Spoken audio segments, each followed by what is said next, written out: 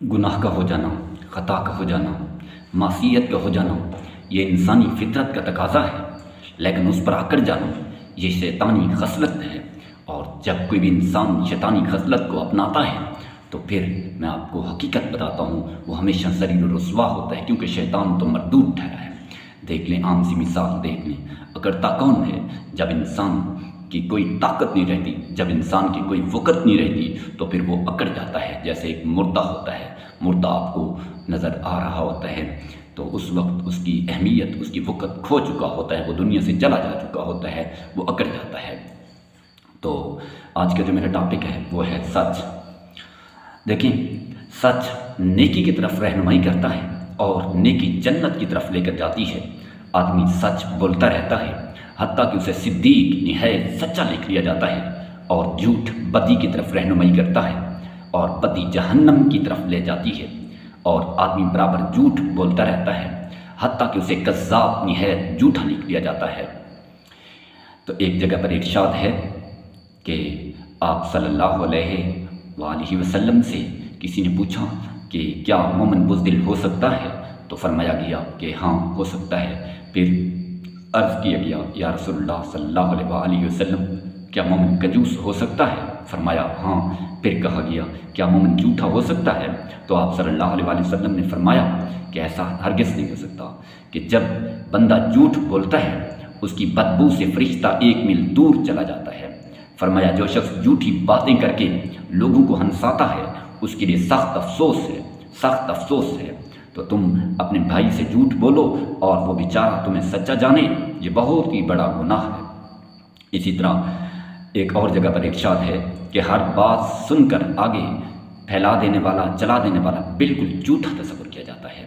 دیکھیں، صدق و سچائی کے یہ معنی اور اس کی وسعت اور گہرائی معلوم ہونے کے بعد اس بات کا صاف پتہ چلتا ہے، جن بندوں کو ایمان کے ساتھ صدق و سچائی کی یہ صفت پوری طرح نصیب ہو، وہ اللہ کے کامل ترین بندے ہیں، اور نبیوں کے سوا ان سے اونچا مقام کسی کا نہیں ہے۔ اسی لیے قرآن مجید میں جہاں اہل ایمان کے ان 4 طبقوں کا ذکر کیا گیا ہے، جن کو اللہ تعالیٰ کا خاص قرب اور مقبولیت و محبوبیت کا خاص مقام حاصل ہے، اور جن پر اللہ تعالیٰ کا خصوصی انعام ہے، وہاں نبیوں کے بعد دوسرے نمبر پر صدیقین ہی کا ذکر کیا گیا ہے۔ ایک اور جگہ پر ارشاد ہے کہ اور جو اللہ تعالیٰ کی اطاعت و فرما برداری کریں بس وہ جنت میں اللہ تعالیٰ کے ان خاص بندوں کے ساتھ ہوں گے کہ جن پر اللہ کی خصوصی نوازش ہے، یعنی انبیاء، صدیقین، شہداء اور صالحین، یہ لوگ بڑے ہی اچھے ساتھی ہیں۔ تو امام غزالی فرماتے ہیں کہ صدق کی عظمت کے لیے بہت ہی کافی ہے کہ اللہ تعالیٰ نے انبیاء علیہ السلام کی شان و مدح میں سب سے پہلے اس فضیلت کا تذکرہ فرمایا ہے۔ صداقتوں کی جو صفت کی بلند مقامی کا اندازہ اس سے بھی کیا جا سکتا ہے۔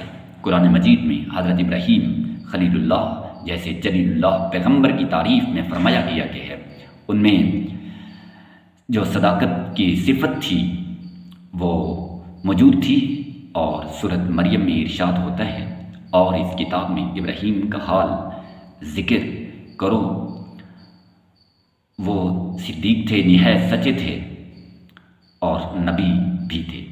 اسی طرح اس سورۃ مریم کے اسے اگلے رکوع میں حضرت ادریس علیہ السلام کے متعلق بھی یہی الفاظ فرمائے گئے ہیں۔ اسی طرح حضرت مریم کی شان میں بھی ایسے الفاظ استعمال ہوئے ہیں۔ ان کے بارے میں قرآن مجید میں فرمایا گیا ہے کہ حضرت عیسیٰ کی والدہ مریم سچی تھی، نیز قرآن مجید کا بیان ہے کہ حضرت یوسف علیہ السلام کے قید خانے کے اس ساتھی نے جو ان سے بہت متاثر ہو اور ان کا بڑا معتقد ہو گیا تھا، ان کو صدیق ہی کی صفت سے پکارا گیا تھا اور کہا گیا تھا۔ اور پھر اس سے بڑی بات ہے یہ ہے کہ قرآن مجید میں صدق اور سچائی کو اللہ تعالیٰ کی بھی صفت بتایا گیا ہے، بلکہ فرمایا گیا ہے کہ وہ سب سے بڑا سچا ہے، اور اللہ سے زیادہ کون سچا ہو سکتا ہے۔ صدق اور سچائی کی صفت کی یہ عظمت اور اہمیت معلوم ہو جانے کے بعد کچھ شک و شبہ نہیں رہتا کہ اللہ کے ہاں اس صفت کا کتنا بڑا درجہ ہے اور اس کا ایسا عظیم صلہ ملنے والا ہے۔ تاہم قرآن مجید کی چند مزید آیات اس سلسلے میں پڑھ لیجئے۔ صبر کے سلسلے میں سورۃ آل عمران کی اس آیت کا ذکر کیا گیا ہے جس میں جنتی بندوں کا ذکر کیا گیا ہے اور ان کے اچھے اخلاق اور اوصاف بیان کرتے ہوئے سب سے پہلے ان کی صفت صبر اور سچ کا ذکر کیا گیا ہے۔ صبر کرنے والے سچے اور راست باز اللہ کے فرمانبردار بندے ہوتے ہیں۔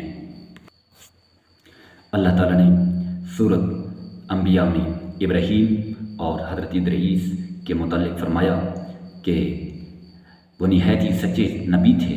حضرت اسماعیل علیہ السلام کے متعلق فرمایا ہے کہ وہ وعدے کے سچے تھے، تو مراد اس سے وہ وعدہ ہے جو قربانی کے وقت انہوں نے حضرت ابراہیم علیہ السلام سے کیا تھا۔ میرے پیارے باپ جو حکم ملا ہے اسے کر گزریے، خدا نے چاہا تو آپ مجھے صبر کرنے والوں میں پائیں گے۔ تو کہنے کا مقصد یہ ہے کہ سچ بہت بڑی نعمت ہے۔ سچ بولنے والا شخص اللہ رب العزت اسے عزت، عظمت اور بہت ساری چیزوں سے نوازتا ہے جس کا میں اور آپ تصور نہیں کر سکتے، لیکن ہم جگہ جگہ چھوٹی چھوٹی باتوں پر جھوٹ کے انبار لگا دیتے ہیں، جھوٹ کے ڈھیر لگا دیتے ہیں اور ہم وہ کام کر جاتے ہیں۔ جھوٹ دیکھیں تمام برائیوں کی جڑ ہے، تو جب انسان جھوٹ بولتا ہے تو پھر بہت کچھ جو ہے وہ کر گزرتا ہے جس کا ہم نے سوچا بھی نہیں ہوتا۔ اللہ رب العزت میرا اور آپ سب کا حامی ناصر ہو اور ہمیں سیدھے راستے پر چلنے کی توفیق عطا فرمائے، آمین۔